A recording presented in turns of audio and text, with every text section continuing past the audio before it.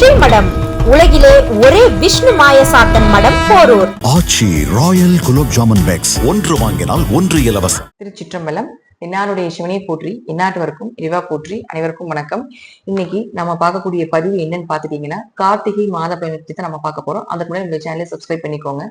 இந்த மாதம் என்னென்ன கிரகங்கள் மாறுறாங்க, இந்த மாதத்துல என்னென்ன யோகங்கள் வேலை செய்ய போகுது அப்படிங்கறத நம்ம தனிப்பட்ட முறையிலேயே நம்ம பார்க்கலாம். இப்ப பாத்துட்டீங்கன்னா, குரு பகவான் அப்படின்னு சொல்லக்கூடியவர் கடகராசியில உச்சமாக இருந்து வக்ரம் பெற்றுட்டு இருந்தார். இப்போ 19ஆம் தேதி பாத்துட்டீங்கன்னா மிதுன வீட்டுக்கு போறார். ஆனாலும் அதே இடத்துல வக்ரகதியில் இருக்கிறார். அடுத்தது சுக்கிரன் 10ஆம் தேதி விருச்சிக வீட்டுக்கு வருகிறார். செவ்வாய் 21ஆம் தேதி தனுசு வீட்டுக்கு வருகிறார். ரெண்டு பேருமே தன்னுடைய ஆட்சி பலத்துல இருந்தாங்க. இப்ப ஆட்சி பலத்துல இருந்து அடுத்த வீட்டுக்கு வரப்போகிறார்கள். அதே போல புதன் பகவான் அப்படின்னு சொல்லக்கூடியவர் 20ஆம் தேதி பாத்துட்டீங்கன்னா உங்களுக்கு விருச்சிக வீட்டுக்கு வரப்போகிறார். சனி பகவான் அப்படின்னு சொல்லக்கூடியவர் 12ஆம் தேதி வக்ர நிவர்த்தி ஆகிறார். இப்போ சுக்கிரனும் புதன் சேர்க்கை அப்படிங்கிறது மதன ராஜகோபால யோகம். அதே போல பாத்துட்டீங்கன்னா இந்த சூரியனும் செவ்வாயும் சேர்றது பாத்துட்டீங்கன்னா மகா யோகம்னு சொல்லுவோம். அடுத்தது இந்த சுக்கிரனும் செவ்வாயும் சேர்றது பிறகு மங்கள யோகம்னு சொல்லுவோம்.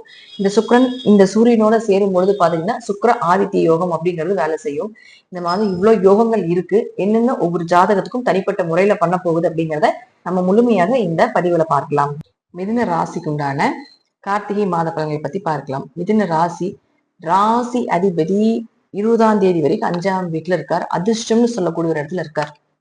உங்களுடைய என்ன தேவைகள், உங்களுக்கு வேணுங்கிற எல்லா விஷயத்தையும் உங்களுடைய சுய தேவைகள் எல்லாமே 20ஆம் தேதிக்கு முன்னாடி வைத்து கொள்வது என்பது நல்லது. 20ஆம் தேதிக்கு மேல பாத்துட்டீங்கன்னா 6ஆம் வீட்டுக்கு வர்றாரு.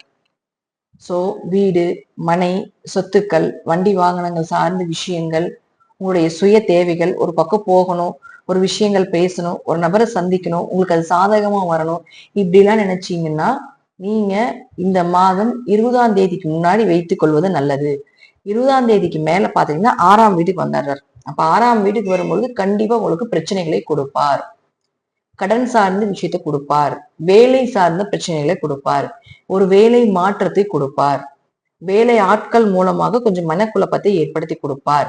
4, 6 தொடர்பு ஏற்படும் போது தாயினுடைய ஆரோக்கியத்திலும் உங்களுடைய ஆரோக்கியத்திலும் ஏதாவது ஒரு குறைபாடுகளை கொடுப்பார். தேவையில்லாத ஒரு நோய் நொடிகளை ஏற்படுத்தி கொடுப்பார் அப்படிங்கிறது அமைப்பும் உண்டு. ஆனா நாளுக்குடைய ஒரு 6ஆம் வீட்டுல இருந்தா லோன் வாங்கி வீடு கட்டுறதுக்கு உண்டான ஒரு வாய்ப்பையும் ஏற்படுத்தி கொடுப்பார்.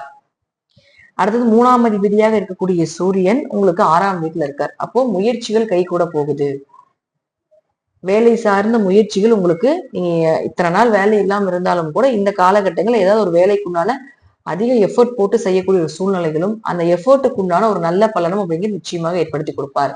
ஒரு தைரியத்தை ஏற்படுத்தி கொடுப்பார். எதையும் சாதிக்கலாம், எதுவும் நம்மளால முடியும் அப்படிங்கிற தைரியத்தை நிச்சயமாக ஏற்படுத்தி கொடுப்பார். அடுத்தது 5 மற்றும் 12ஆம் அதிபதியான சுக்கிரன் 5ஆம் வீட்டிலே இருக்கார் 10ஆம் தேதி வரைக்கும். அப்ப குலதெய்வம் உங்க கூட 10ஆம் தேதி வரைக்கும் நீங்க செய்யக்கூடிய அனைத்து செயலுக்குமே சாதகமாக இருந்து உங்களுக்கு வழிநடத்த போகுது. அப்ப 10ஆம் தேதி வரைக்கும் குழந்தைகள் சார்ந்த விஷயம், குடும்ப ஒற்றுமை சார்ந்த விஷயம் எல்லாமே சக்சஸ் ஆக போகுது. ஒரு ட்ரீட்மெண்ட் எடுக்கிறீங்க அப்படின்னா 10ஆம் தேதிக்கு முன்னாடி வைத்துக் கொள்வது என்பது நல்லது. குலதெய்வம் நல்ல பலமாக இருக்குது அப்படிங்கிறது அமைப்பும் உண்டு. ஒரு பெண் தெய்வத்தினுடைய அனுகிரகம் அப்படிங்கிறது உங்களுக்கு 10ஆம் தேதி வரைக்கும் இருக்கும். அதற்கு மேல பாத்தீங்கன்னா 6ஆம் வீட்டுக்கு வந்துருவார். அப்ப 12ஆம் அதிபதி 6ஆம் வீட்டுக்கு வரும் பொழுது வெளிநாட்டு பயணங்கள் உண்டு, வெளிநாட்டு வேலை உண்டு. இப்ப வெளிநாட்டிலேயே இருக்கீங்க, இன்னொரு வேலை, இன்னொரு நாடு போகணும், அல்லது என்னுடைய சொந்த நாட்டுக்கே வேலைக்கு வரலான் இருக்கீங்க அப்படின்னா அது உங்க ஜாதகத்துல அந்த அமைப்பு இருந்ததுன்னா தாராளமாக இந்த மாதம் அது நடப்பதற்கு அதீத வாய்ப்புகளை ஏற்படுத்தி கொடுப்பார். அலைச்சல் இருக்கும், பயணங்கள் இருக்கும், ஆனாலும் ஒரு நல்ல பலன் அப்படிங்கிறது நிச்சயமாக ஏற்படுத்தி கொடுப்பார்.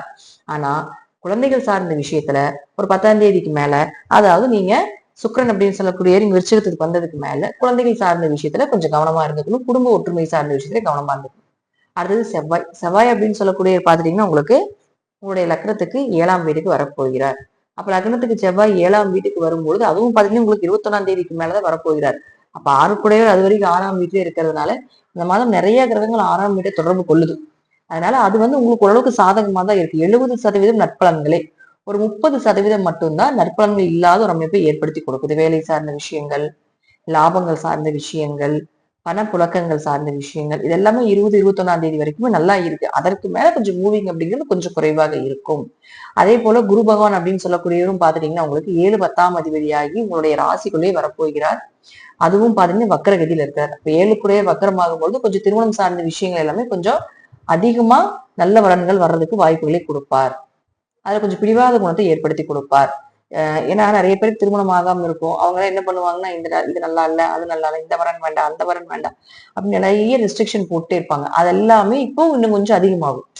சோ அதெல்லாம் கொஞ்சம் குறைத்துக் கொள்வது என்பது இந்த காலகட்டங்கள் நல்லது. அவரே 10ஆம் அதிபதியும் ஆகறதுனால தொழில் இன்னும் கொஞ்சம் வளரப்போகுது. இன்னொரு கிளைகளை ஏற்படுத்தி கொள்றதுக்குண்டான வாய்ப்புகள் உண்டு. 2 தொழில் பண்றதுக்கு உண்டான வாய்ப்புகள், 2 வருமானம் வர்றதுக்கு உண்டான வாய்ப்புகள் இதெல்லாம் ஏற்படுத்தி கொடுப்பார். சனியும் 12ஆம் தேதிக்கு மேல பாத்தீங்கன்னா வக்ர நிவர்த்தி ஆகிறார். அப்ப நிச்சயமாக சனி வக்ர நிவர்த்தி ஆனதுக்கு அப்புறம் உங்களுக்கு முழுக்க முழுக்க முழுக்க நல்ல பலன்களை நிச்சயமா கொடுப்பார். வக்ரமாக உங்க ஜாதகத்துல இருக்கு அப்படின்னா முடிந்த அளவுக்கு பாத்துட்டீங்கன்னா 12ஆம் தேதிக்கு முன்னாடி உங்களோட எல்லா செயலையும் செஞ்சுக்கோங்க. வக்ரம் இல்ல அப்படின்னா 12ஆம் தேதிக்கு மேல திடீர் வருமானம், திடீர் அதிர்ஷ்டங்கள், அப்பா மூலமாக உதவிகள் கிடைக்குது, இது எல்லாமே ஏற்படுத்தி கொடுப்பார். இந்த எல்லா கிரகங்களுமே 6ஆம் தேதி, அதாவது 6ஆம் வீட்டுக்கு இருக்கிறதால வேலை அருமையா இருக்கும். கடன் வாங்காதீங்க. கடன் சார்ந்த ஒரு மனக்கவலையை நிச்சயமாக கொடுப்பார். கடன் கட்ட முடியலையே, கட்டிடுவோமா அப்படிங்கறது எல்லாமே ஒரு மனோபயத்தையும் ஏற்படுத்தி கொடுப்பார். அதே போல ஒரு தைரியத்தையும் எதா இருந்தாலும் பாத்துக்கலாம் அப்படிங்கிற ஒரு மனோ தைரியத்தையும் பிற்காலத்துல கொடுக்கறதுக்கு உண்டான வாய்ப்பையும் நிச்சயமாக இந்த மிதனத்துக்கு இந்த மாதம் நடக்கும் அப்படிங்கிறது அமைப்புண்டு. முழுக்க முழுக்க மிதனம் அப்படிங்கிறது ஜெயிப்பதற்குண்டான வாய்ப்புகள் 20ஆம் தேதி வரைக்கும் இருக்குது. அதற்கு மேல கொஞ்சம் ஸ்லோ ப்ராசஸிங் ஆயிரும் அப்படிங்கிற அமைப்பு உண்டு. இதெல்லாமே கொஞ்சம் ஜாதக ரீதியாகவும் தசாபுத்திகள் ரீதியாகவும் நான் சொல்லக்கூடிய கருத்துக்கள் சிறிது மாறுபடலாம். நன்றி. மீண்டும் நல்ல பதிவில் சந்திக்கலாம். திருச்சிற்றம்பலம், தில்லையம்பலம், ஸ்ரீ நரசிம்மர் திருவடிகளே சரணம்.